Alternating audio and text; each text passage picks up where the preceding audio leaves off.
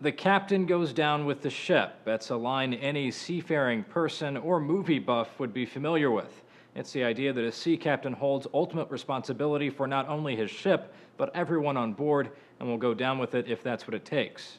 For many, the Titanic's iconic scene of Captain Edward Smith's heroic demise on the bridge was the introduction to the maritime concept. But unsurprisingly, reality rarely lives up to the silver screen. The captains of Italy's Costa Concordia in 2012, and more recently the South Korean Seawolf ferry, were far from the last to disembark from their ships before they capsized.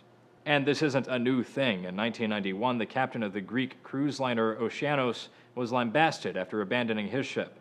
Which brings us to the question, just how serious is this tradition? The modern U.S. Code, according to a professor at Florida's Coastal School of Law interviewed by NPR, states that the captain is, quote, legally required to render assistance to every single person trying to get off that ship, and also identify those people who may have been killed in the incident. ABC notes, while there aren't any international maritime laws requiring a captain to stay with a sinking ship, many countries either have their own laws or subscribe to international treaties that mandate certain behavior. One such international treaty is the Safety of Life at Sea Convention handled by the International Maritime Organization, which has been signed by both Italy and South Korea. The convention requires that passenger ships have emergency management systems in place. Speaking with the BBC, a former Swedish master mariner noted an unspoken rule that the captain is to stay on board the ship to direct evacuation in the case of an emergency.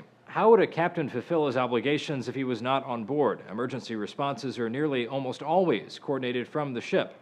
You have fairly limited options for getting necessary information from a lifeboat. The New York Times points out it's a complicated code of conduct, though, saying that while civil courts in the U.S. have long seen captains as responsible for their crew, the cases in South Korea and Italy seem likely to test the notion of criminal liability in disasters. Both captains of the South Korean ferry and the Italian cruise liner are facing criminal charges, but while Francesco Schettino of the Concordia is on trial for manslaughter, Lee Jun-seok is only facing charges for negligence of duty and violation of maritime law.